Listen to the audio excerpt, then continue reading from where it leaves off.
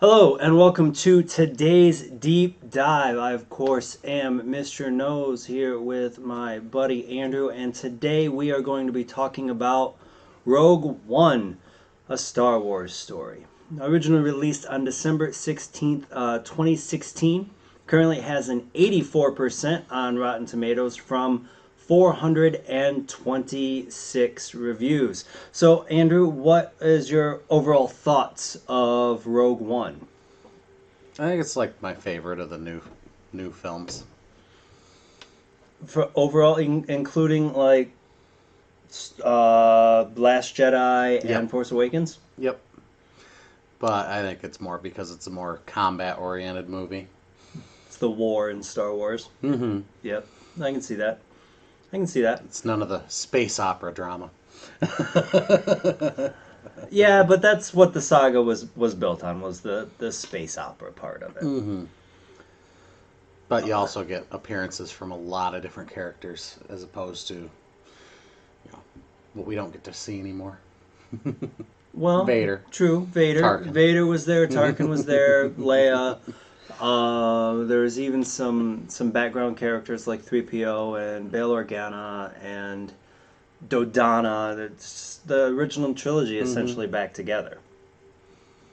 Um, Overall, yeah, I give you the same thing, but it's not my favorite of the newer films that started with The Force Awakens.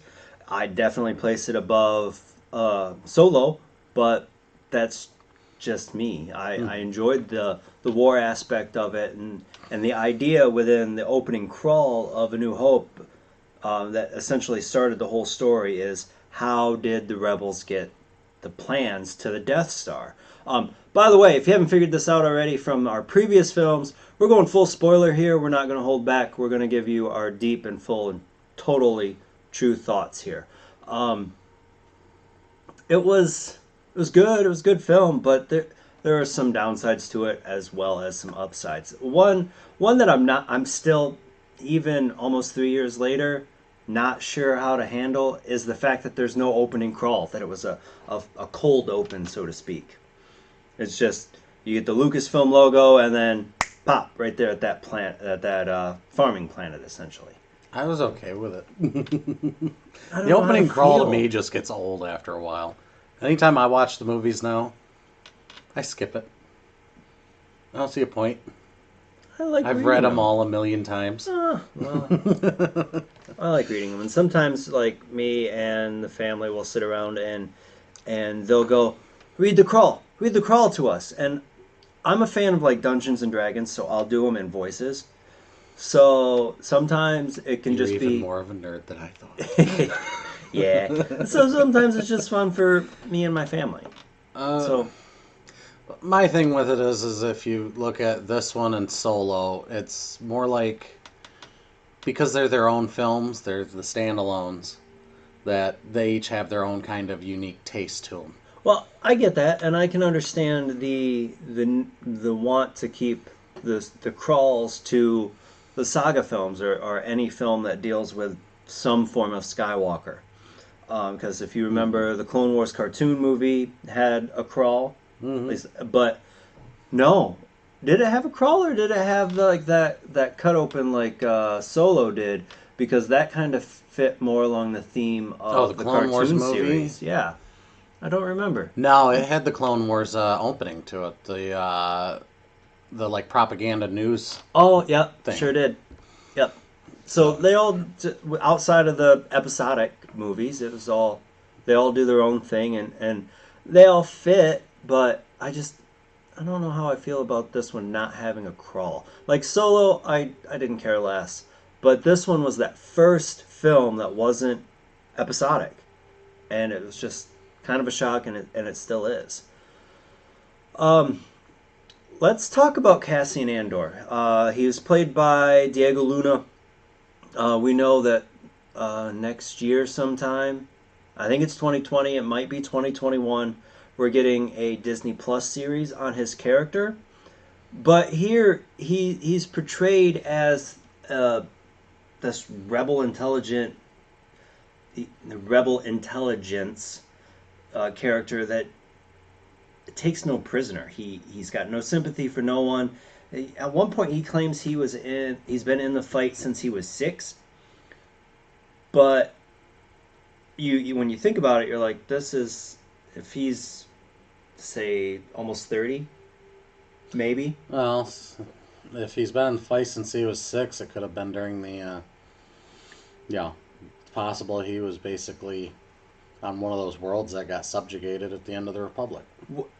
His I don't remember if this is a comic or if this is a book, but it has been stated that his family was separatists.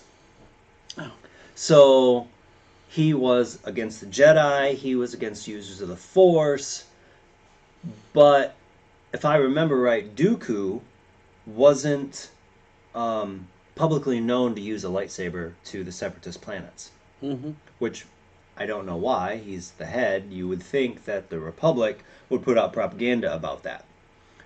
But he distrusts like Force users, and I think that we see that with like his views on Chirrut Îmwe and Baze Malbus, the keepers of the Guardians of the Wills, or whatever that cult is essentially known for. But we'll talk about them later. Cult. Okay. We'll talk about them later. We'll talk about them in a little bit. But I want to stay on Cassian. What are your thoughts on Cassian? Oh, he struck me as being haunted. True. 'Cause True. you see And he kills the informant. without a thought, he's the I don't first. even remember that one. He's the first rebel we've seen kill somebody in cold blood. Yeah. That I can think of. Yeah. That I can. Because usually the only rebels we see. Well, they portray the at least- rebels as being these, high-minded, and he's that dark moralistic side. people. He's that gray side, that dark side of the rebellion that nobody he's talks the about. side of any revolutionary force that nobody wants you to see. I mean, American Revolution, we did some pretty heinous stuff to the British and Loyalists. Yeah, that's not even talking about the Culper Ring and the intelligence organizations that Washington ran. Oh, But yeah. that's Yeah. a whole other thing. I don't know what to say about him. He eventually gets there. My thing is he's a believer, but he does what's necessary. But he doesn't like it. Yeah, and I think that's one of the reasons You why see, he starts to doesn't follow Jin. Well, when he kills the informant, you can see it in him. He didn't like what he did. And as it comes along, he doesn't like that he's being asked to kill Galen Erso. Why? Just because the guy is working for the Empire? And he holds back from doing so because of what he sees and what he sees out of Jin. Mm-hmm. I should have actually. I want to take a moment because this story focuses on Jin Erso. Mm-hmm. Felicity Jones. I can't think of any major films that she was in before this, but she's an amazing actress. She's able to do a lot of different things with her emotions, specifically with Saul Guerrero and with the message from her father. Mm-hmm. And without her at the core of this film, I don't think the film works the way it did. No. She gives the emotional core of the film. Well, it's one of those castings that you see with a lot of other movies where you just go, yeah, no, you can't picture anyone else doing it. I mean, what was it? They were talking about John Travolta to play Forrest Gump originally, and you just go, oh, no. What? Yeah. Let's see. That would have been around the time he did Pulp Fiction, and I can't Well, see one of the. Russell Crowe for Aragorn and Lord of the Rings. Oh, well, that I could see him with him coming right off of Gladiator, though. But in the end, it's like, you've got these people that get casted that they're the only ones that can do it. Robert Downey Jr. as Iron Man. Originally, they wanted Tom Cruise. I thought they were looking at what's his name that plays Hammer. He auditioned for the role, and that's what essentially got him the role as Hammer. But I can remember reading something about Tom Cruise wanting to play Iron Man, but instead of the standard Iron Man helmet, he wanted a clear faceplate, so you could see his face. Well, in Well, the suit. because he's in love with himself. Well, not going to get into that. Wrong podcast, wrong time. Um, so, yeah, speaking of actors, let's talk about Forrest Whitaker. He played Saul Guerrero. He's weird. He's weird. Yeah, but that's after years of basically guerrilla warfare against an overpowering enemy with very few allies. Well, Not to mention his apparent addiction. So what all was coming through that? Like, I never looked at that as like a spice puffer.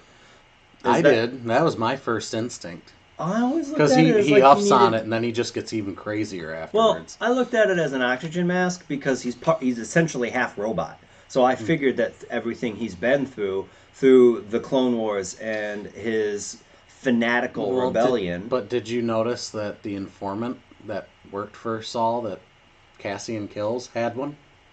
No, I missed I that. just noticed that in this. He had one. It was hanging right down here. For me, it's like I'm pretty sure. I think it's a drug. That would also explain his extreme paranoia at this point. Yeah, that would. So we don't look. We just watch the movies before we come in, and a lot of this comes from our previous knowledge. So, if you by chance know what is coming through Saul's respiratory system, go ahead and leave us a comment below. We want to hear from you. But let's move on because we're talking about Forrest Whitaker, and there's one thing, like the one moment that really gets me is his interaction with Bodhi Rook, the pilot. At least I think his name's Bodhi. Yeah. Because It's Bodhi. that group goes together, and they all merge together. Mm-hmm. Oh yeah, it was Baze Malbus and Chirrut Îmwe, and then Bodhi Rook's the pilot. Okay, so he keeps going lies, deceit. He just says this crazy crap, and then says, "Bor Gullet." We give him like he wants to give him to Bor Gullet, and what was that octopus creature? What is your thoughts and your feelings on what looked like poor CGI? It wasn't great. I honestly feel like it was just an unnecessary character and plot piece, because the reality is I think it was more there to just reaffirm Saul's pretty much insanity and whatnot at that point, because I'm not going to listen to anything you say. I'm going to give you to this thing that's going to drain your head dry, and I have zero morals about it. And I honestly just feel that was the whole point of that right there. Did you read the novelization? No. I did.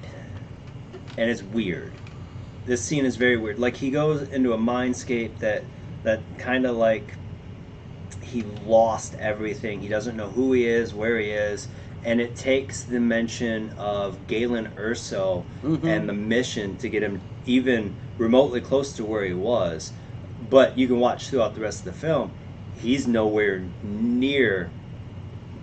I won't say he's not competent, because he can be competent. Oh, he's damaged. He's very damaged, very damaged.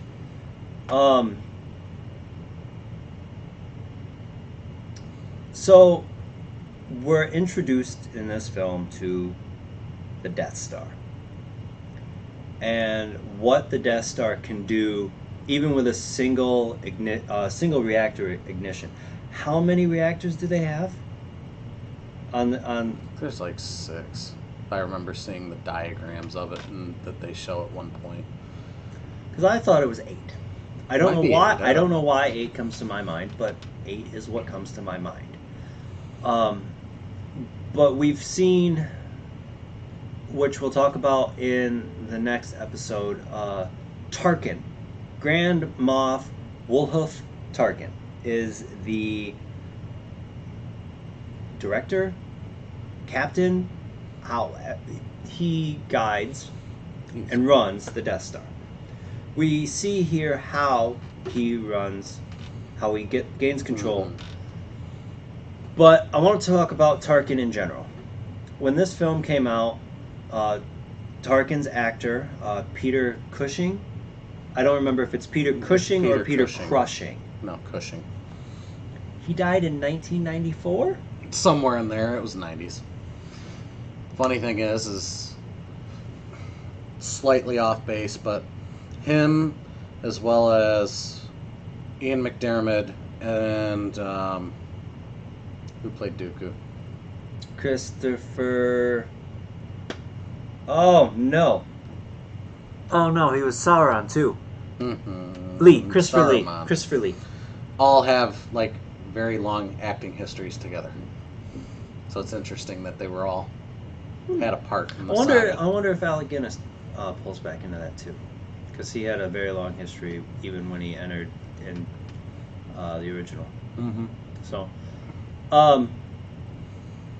but he'd been dead 12 years, and they found an actor in Revenge of the Sith who looked kind of like him, and they shot him 12 from years. afar. 94 to 96 or 20. Wow, 26. It was 2016, not 2006. Yeah, it's Thank like you. 20 some years. But they did find an actor for Revenge of the Sith to kind of look like him far off, but they did a CGI recreation of his face. And when we first saw this film, I only expected to see like shadows and reflections of his face, so they could hide the the face, because it's such a hard thing to do to recreate the human face. And they put him in 5 minutes total, face on, fully see Yeah. everything, and they did an amazing job with it. The only thing that I had a problem with from a tech standpoint is the hardest thing to get right, and that's the mouth. And the first time, I thought it was great, but it just, the whole thing took me out of it. But watching it this time, the only thing that bothered me was the mouth. Mm-hmm. And It's one of those things, if you don't sit and study it too hard, they pull it off. yep. I've watched, like, if you have the movie and you get, like, you know, all the extended stuff on it, definitely watch it. On how they did How they did it, because the amount of time they put into both him and Leia and how they did it and the amount of technology they had to do, and I mean, even just the layers that were built into the face. I don't remember, it was something over 100 different layers built into it in order to get it to work. The first time Leia was worse. Leia kicked me right out of it, and this last time I watched it and went, oh, that really doesn't look too bad, except for her mouth. And now we see things like Endgame, for instance, de-aging, Hank Pym, I can't think of his name right now. Michael Douglas looked like he was from the 70s. They did the same with Stan Lee in the same film. They've perfected this technology. Disney, they're all one house. Well, I mean, they started with Tron. Tron was bad. Like, I thought Tron Legacy was bad. See, I loved the movie, but yeah, trying to make him look younger didn't work out so well. But it was the real starting point for the technology, and eventually they got there. Yep, I'll give you that. They got there. I remember when Carrie was still alive, they showed her this film, and specifically the scene with Princess Leia, and she, if I remember the story correctly, she asked when she filmed this role, because she thought it was her from how good the It's like, I don't CGI remember was. that sequence. Yep. Was that New Hope? Yep. So that really pulls the whole tech back, and that's really the only problem that I have from a technological standpoint with the film. So let's look a little bit more into the lore, where it comes from. I want to. You laughed at me for the way I felt about Chirrut and Baze. So why is it that you The laugh? whole cult thing? Yeah. Tell me why. The problem is I don't know hardly anything about that, because that's the kind of offshoot that So- they started pulling in with Clone Wars and everything else, and I haven't watched Clone Wars. There is a scene in I think the last season of the Clone Wars where Yoda goes and talks to The Wills. keepers of they were the Wills. Mm. It's been so long since I've seen the episode. They're like I've read about it. the drama and comedy masks is kind of what their whole face looked like. Mm-hmm. And these two, Baze and Chirrut, were guardians of the wills or keepers of the wills. Well, I think it's the book. Okay. Yeah, I don't. The problem is there's no real. There's just it's the Temple of the Wills, and you got the Guardians of the Wills. Thing is they make it sound like there were more of them. Okay. I'm guessing a lot of them probably got killed when the Empire hit. And that's kind of how they talked about it, is because they went into the temple looking for Kyber. But if there's something more, Palpatine took whatever he wanted out of that temple as he was looking for Sith and Jedi artifacts to build basically live forever. Hey, for all we know, that could have been where he found the map to the first Jedi planet.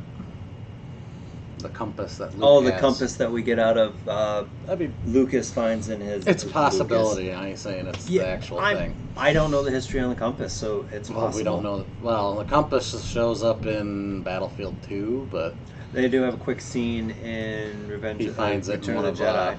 One of Palpatine's stashes. bolts. Yep. Yeah.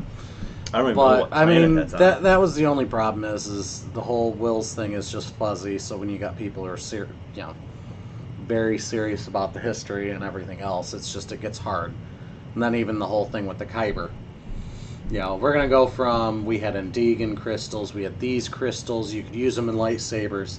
Now, I mean, technically, you could go with the fact that a Kyber crystal powers a lightsaber and the other crystals do stuff, except that they changed that whole lore around too, with that the Kyber crystals are living things that react to the user.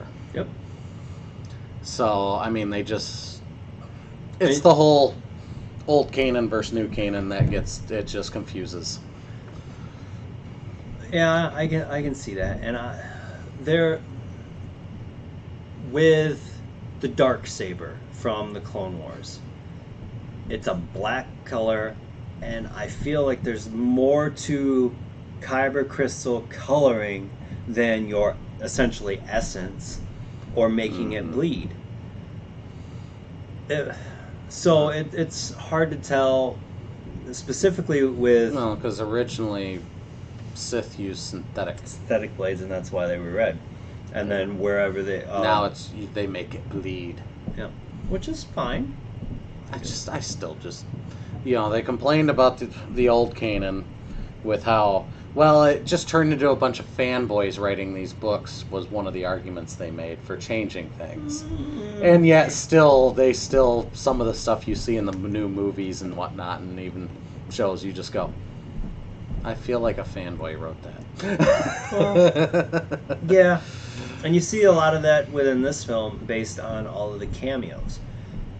The guy that gets his arm cut off in Mos Espa Cantina. No, it's or more is like that Mos Easter eggs. Eisley? Mos Eisley. Mos Espa is episode 1. Alright. So, yeah, I don't know. My thing is I did like having Tarkin in the movie. And then when it comes to Chirrut, I know we've had that discussion in which he could have been a Jedi. He wasn't a Jedi. I don't think he was a Jedi. I think he was more like, one of those side orders. Which is why I called them a cult. They follow the Force. I am one with the Force, and the Force is with me. I am one, is their prayer. Mm-hmm. So it feels there's multiple forces of the cults of the Force essentially than what we see in the films, where with the Sith and the Jedi. There was the Grey Paladins, but that's all non-canon. I know. But I'm thinking like the Dathomir, the Witches of Dathomir, I can't think of his name. The Jedi Order is just the Jedi Order would be the equivalent of overall Christianity, whereas the Roman Catholic Church would be the equivalent of, say, the Witches of Dathomir. I mean, I think that's painting with a broad stroke. I think what you're trying to do is say, this will be fun. That essentially there's Different diocese. one group of the Force, and then there's so many different people that look at it in different aspects that believe different things about the Force. There was one non-canon, now it's non-canon, group of Force users that I can't think their name, but they looked at the Force like a river. And for the life of The me, Falanazi or Phallus. The ones that Luke was involved with and whatnot. Yeah. Falanasi or something like that. I don't believe remember. Jason trained with them for a time. And then Luke used their Force illusions against Jason by making a fleet appear in front of him. That was their teachings. Yeah. I remember that book. That was in Inferno? I don't remember which Because that book it Inferno was. was the one where he burnt down Kashyyyk. Maybe. I don't remember. Um, But yeah. Anyway, speaking of Chirrut, he tore through some stormtroopers with a stick. And my only issue with that is I don't care how hard he hit them with that stick. Most of them I don't think were dead. You can't kill somebody by hitting their helmet with a stick. I don't care how hard you hit them unless you like break the dang helmet or you happen to break their neck. so that Andy fight, shot down a TIE fighter and he's blind. he is one of the Force, and the Force is with him. So this brings me to you made a comment while we were watching the movie about stormtrooper armor in general. Mm-hmm. And if he's killing people with a stick, what's the point in wearing armor? Well, there's one scene there that validates this long-held thing that I've said, is that you get all these people complain, well, why do the stormtroopers wear armor? It's pointless. Because they're not... the Empire, during the course of everything, other than a few subjugations, they're not at war. They're a suppression force. They're basically riot police. Stormtroopers are literally sent in to put down civilians who are going to have low-level blasters. And at one point you see it. Chirrut's holding the guy. A stormtrooper's literally shooting him with their blaster, which is designed to suppress civilians. And it's literally just poofing off the armor and just blackening it. It's not killing the guy. Yep, it didn't leave any blaster holes. No. Not like the hole in the shoulder And the main reason is... yeah. Oh, what was his name? Krennic at the Yeah. beginning. And the main thing is you're looking at these blasters are designed to kill civilians. They're not designed to penetrate armor because most people can't afford armor. But what you typically see when it comes to the rebels and the other groups fighting the empires, they got heavy powered blasters. They're also there's remarks in literature that, we learn where to shoot stormtroopers for the best effect. And Baze had basically a cannon. Mm-hmm. He had a handheld repeater cannon. Well, and then the rebel troops all had actual, full-on, tactical weaponry for punching through armor. On top of that, you got the Saw Gerrera's rebels use explosives and rifles and heavy rifles. So, everyone goes, well, why do the stormtroopers use the armor? Well, this film especially shows it. The average stormtrooper is literally just somebody who is trained, given a set of pretty much just regular armor, and they're mass-produced. Mass-produced, yep. The ones you Blastoid. see wearing heavier armor, different types of armor, Like the Death Troopers, The like Death the Black Troopers. Troopers here. their armor, I'm sure, probably can take a bit more of a beating, and they're also more highly trained. Now, so you mentioned Death Troopers to begin with, and while we were watching the film, you made a comment that you didn't understand why they spoke common, but also garbled the language. Well, that would be, I would assume, the garbled sounds more like they're encrypted transmissions between helmets. Yeah, But that at was a what I couple was going to points- mention. But at a couple points, you go, "Director, come on, we have to evacuate," and you're going, "Okay, so now they're just talking." But Krennic doesn't have that. I You know, just I defeated saying my it. own Yes, my you own did. argument. Yes, sir. Yes, sir. But I like the design of the armor. They actually had a variant armor, not like the Sith armor trooper Like the that new we're Sith seeing. trooper. But We're gonna paint it red. But I'm we'll get sure there. we'll talk about that when more trailers are released and we start talking about our predictions for the Rise of Skywalker. Speaking of Skywalkers, let's talk about Papa Skywalker, Darth Vader. How did you like his use in this film?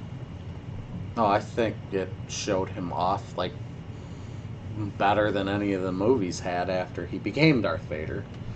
I mean, don't get me wrong, Darth Vader is like the iconic villain, and other than his battles with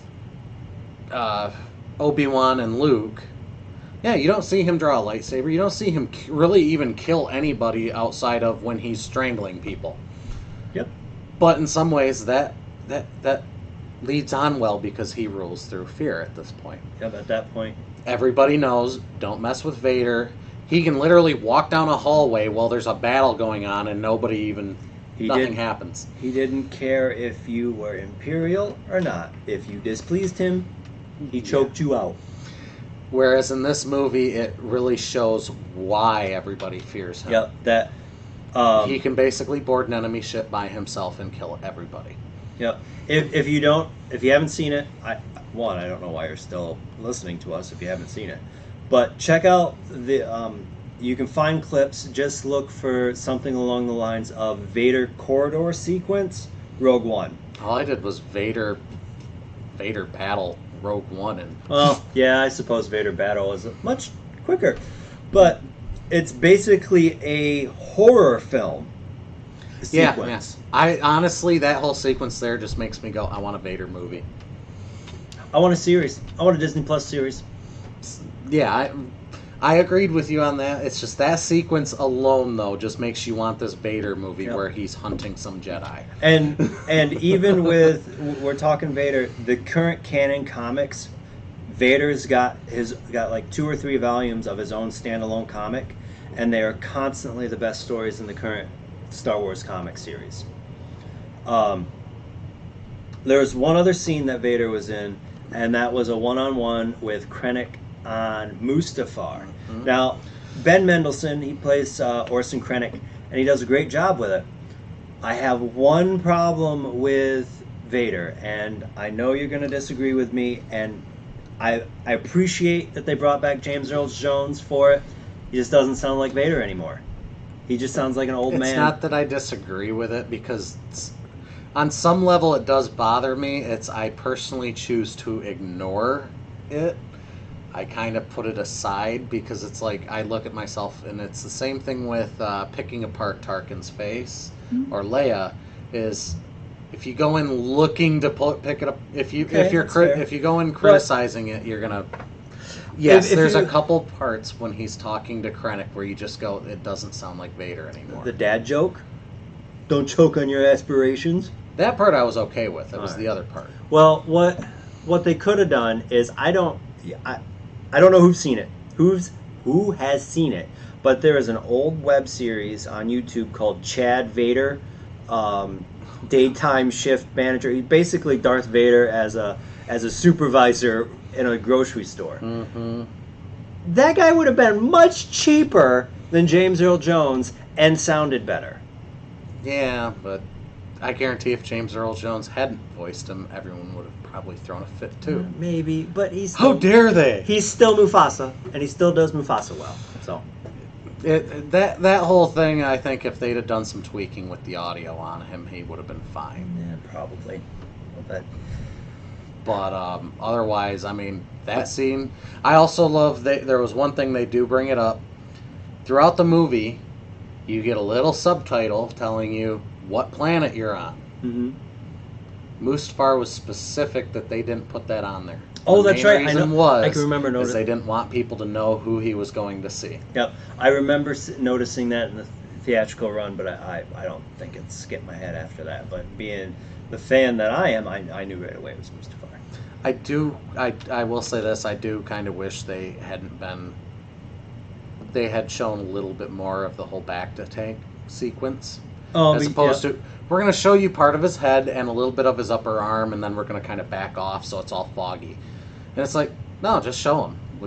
Show what he looks like at this point. I think that stemmed from a necessity of, I'm not true because I don't remember the credit sequence, but that could have stemmed from not having Hayden Christensen playing the character. because the face would have looked different than. Yeah, but he's almost 20 years older now. I'm sure they could have done makeup tests and it would have looked fine. Well, I'm not even saying the face. I'm just talking the body. You I, don't gotta show us the I was face. thinking the face. No, I was talking just the overall body. Just show how Burned and the fact screwed that up he he is. doesn't have any arms. He's got a mask on. You don't have to really show his whole face. He's got a, He did look pretty angry to being disturbed. Just from looking at his eyes. Yeah. I don't know. I have a feeling at this point he's only really involved when he needs to be. I think he just sits and wallows in his grief and anger on Mustafar mostly. Well, I'm certain they'll come up with other things, but in the canon comic, he is constantly searching for a way to bring back Padme. And part of it has to deal with his castle, and I believe it was built on an old Sith temple. I believe. Or either a Sith temple or a dark side nexus, something. There's a Darth Mammon, an ancient Sith that basically put his essence into a helmet, and that would take over people if they wore the helmet. No, I remember that. But this brings me to the last topic that I wanted to talk about, and that's the whole Battle of Scarif to begin with.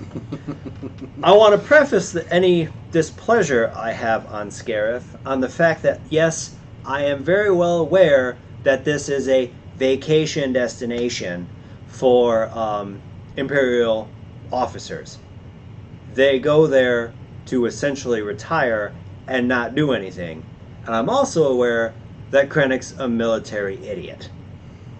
So, with that being said, why are they even able to land? But, okay. I gotta hold there. Why do you think Krennic's a military idiot? Okay. He, one, doesn't realize that the people are connected, well, that's more an intelligence thing than a military thing. He doesn't know what he's doing battling with commanding troops. Like, if he was truly a battle commander, or even thought like a battle commander, he would have he wouldn't have gone himself to the vault. He would have stayed and coordinated the forces on the ground instead of leaving it with the idiot general who was in charge. Yeah, but he was also more concerned about the Death Star plans overall. And, like I said, I will give him this. Out of all the Imperial cronies and the officers, he's one of the few you see who gets his hands dirty. I'd rather have General Veers. I would have to say, in regards to Krennic's more like, say, Soviet era, like a political officer. He's got no problem getting his hands dirty, but his thoughts are more on making sure things go correctly. All right, I'll give you that. But this battle, it's like, from a ground troop perspective, not even infiltrating the tower at this point. Why did it take so long for them to overwhelm the forces of that one group? Because of all the disinformation. Remember, they detonated explosives all across the entire base, specifically to draw attention to 30 different places. And then during the battle, they were sending false communications over the radios to draw off Imperial troops from the 20 troops that were holding that area. How long do you think it would have taken the Imperial command, essentially, from the time that shuttle landed, to realize that nobody reported back from checking out that shuttle? I mean, Okay, there's a plot hole I noticed I never brought up. But you got an officer without a helmet on, walks on board, and then a new guy comes walking off the shuttle. And nobody notices it on the entire... Oh, that's right. They walked in with two... It was an officer. An officer and two stormtroopers. And the pilot? Was he a pilot? Oh, no, he's a ground control technician. Yeah. Troop, yeah. And yet, Cool helmet though. yeah, cool helmet. Everybody that walks off is wearing helmets except the officer, but nobody notices that it's not the same officer that walked on board. Yeah, I didn't even think about that because I'm not saying anything negative here. They don't realize that the guy that walks onto the ship is a white man, and the guy walking off is Latino. I didn't even think about that. I'll say this though: any security issues has to go back to the command. the fact that overall it's a command. vacation post. Well, it's a vacation post, And it's but a well, data center. It is a data center. But when you have a big old shield and a couple Star Destroyers sitting up above, you get kind of lazy because, nobody can make it down here. Nobody can get through the shield. That's Nobody fair. can do this. Except for And in the fact- end, yeah. it's you literally see it. A whole bunch of explosions start going off, and everyone's standing around going, "What?" And Yeah. Krennic's the only one who literally goes, "Deploy the damn troops." All right, I'll give you that. But overall, that whole battle thing, the only reason they were able to hold out as long as they were is simply because of the amount of disinformation. They were literally clogging the Imperial communications with, "Oh, this is Shuttle 12. I got Pad- troops pad over here, 4, so pad okay, we're going to send 42, troops pad over 5, here." Yeah. All right, I'll give you that. So, we eventually get the fleet to arrive, the Rebel fleet. Now, throughout this whole sequence, I'd say it's the whole third act, we get so many Easter eggs from Imperial records, for one. And the biggest one for me, and one of my most appreciative points in this film, is we get the episode 4 squadrons, gold, red, and they use archived footage from deleted scenes for lines for these two groups. And we get why there is a vacancy in Red Squad Squadron. for Luke at the end Because of... Red 5 decides to go off on his own and get killed. Didn't say Red 5 was smart. He No. just did a thing that got him And blown up. you will note, though, there is no Blue Squadron in episode 4. Oh, that's right, because Blue Because Squadron Blue Squadron completely gets get wiped out. wiped out. Yep. They Other than half I of think the there's squadron. like one or two X-wings avoided hitting the shield, Yep. but the rest of them either made it in or impacted, and They were might have on the shown planet. the rest of Blue Squadron getting blown out of the sky during the battle when Vader's forces arrive, Might be. or when they let Well, the but ties also out. if there's only 2 of them left, they probably get integrated into other areas. Well, that's fair. That's fair. I'll say this: I love the whole battle sequence. I love the space battle. The space battle issue looks I like had, they used models for the Star Destroyers. which I was fine with. It looked amazing. I love that was one thing that hooked me on the movie was that trailer where you see that Star Destroyer come out of the shadow of the weapon being put into the Death Star Yep. because of the realism. But my it was issue amazing. with it is you have this big fleet of rebel ships, you have 2 Star Destroyers, you have a shield station down here. What were the rebel ships doing? The capital ships. They did nothing. Yep. There was no back and forth were no between them turbo and the laser Star fire, Destroyer. right.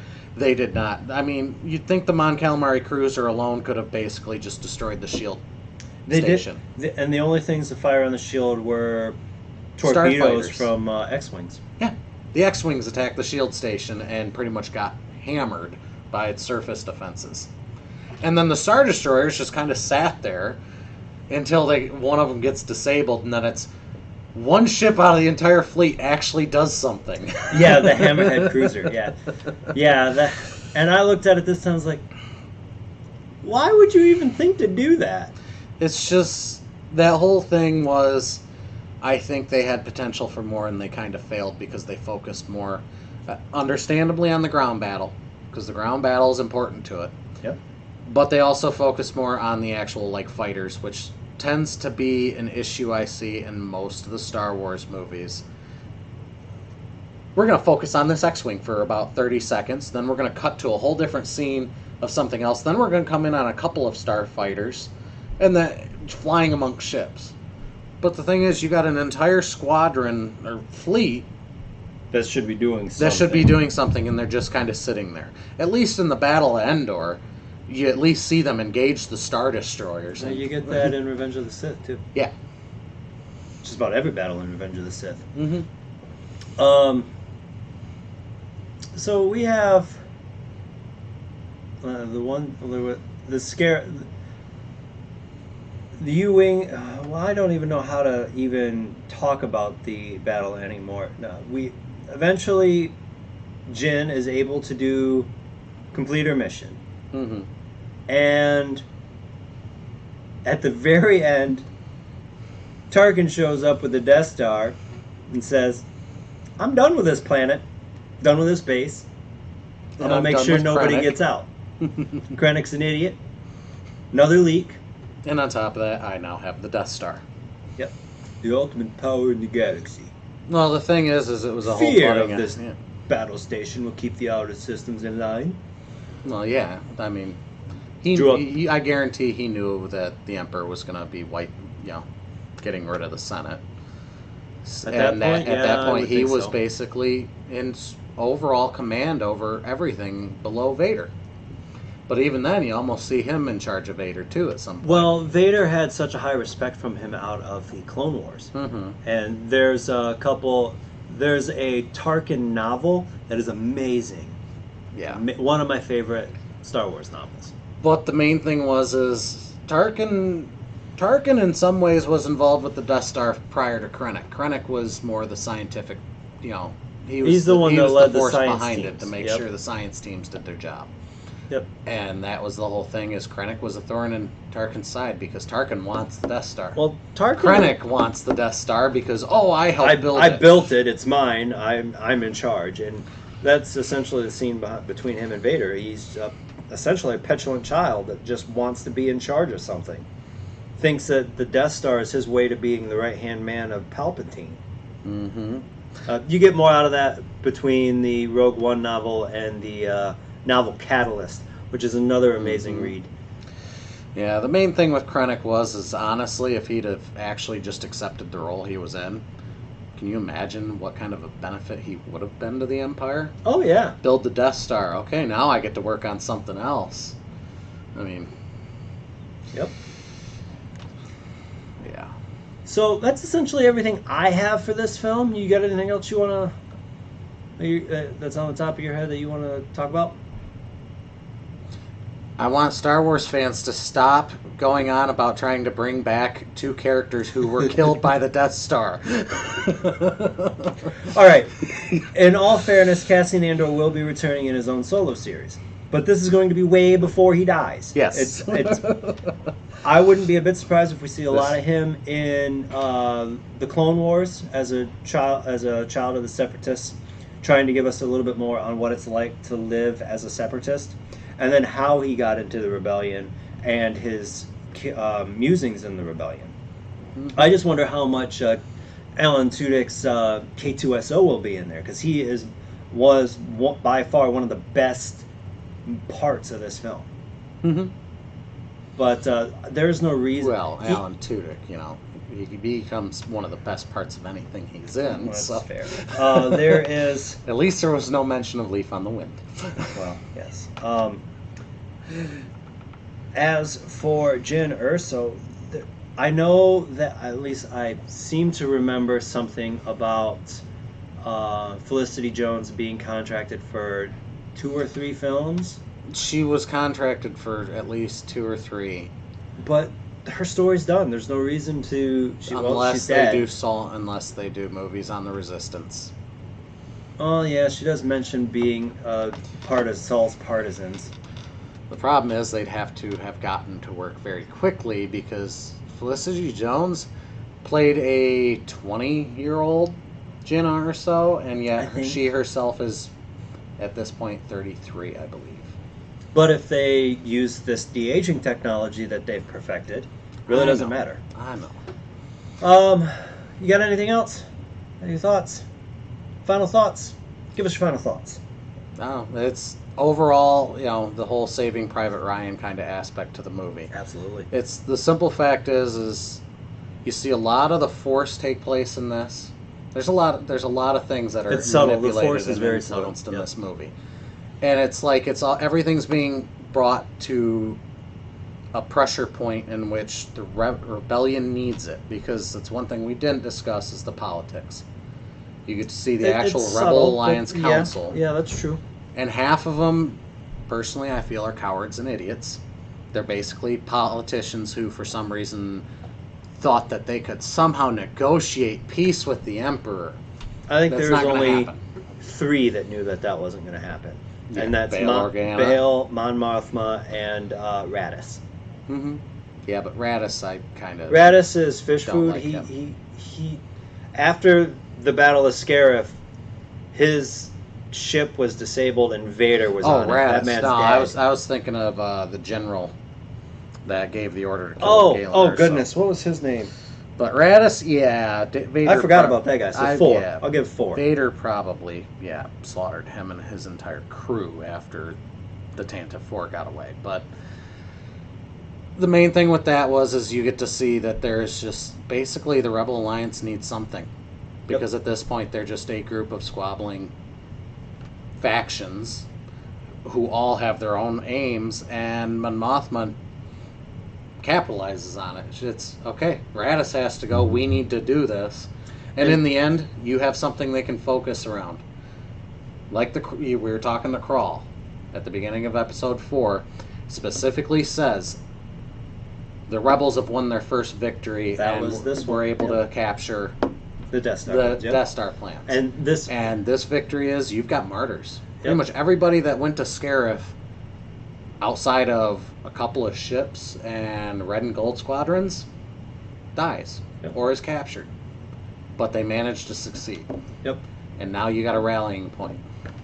Well, they had a rally. Well, they started kind of having a With rally Jeddah. with Jeddah, because you hear one guy jump off and say, "Remember Jeddah" or something Well, like if you that. watching the extended stuff, they actually didn't know what they were going to say. They felt that something needed to be added to that sequence with them jumping off the U-wing and going into battle, and they improvised it. It was all off. It was all improvised when Was they that jumped off. ADR or actually recorded when they jumped off? I think it was recorded dialogue when they were jumping out. I think if I remember what they said is, lead guy jumped out going, for Jeddah, and everyone else followed him. Okay. So yeah, overall, this film's enjoyable. I actually enjoy it. I don't. This is how much I enjoy Rogue One. I do not watch Star Wars: A New Hope without watching Rogue One before. Uh-huh. Completely and totally changes the Dynamic. backstory and the dynamic of A New Hope, and I can't be happier with it. This is high praises for me.